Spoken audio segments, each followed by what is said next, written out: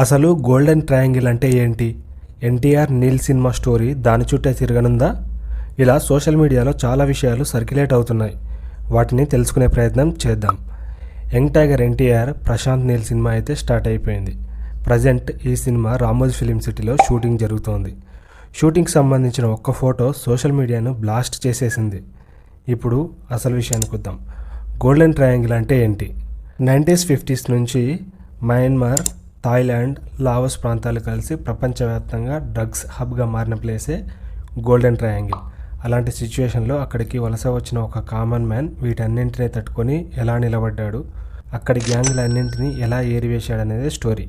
ఇందులో NTR powerful mafia లీడర్గా కనిపిస్తారని talk.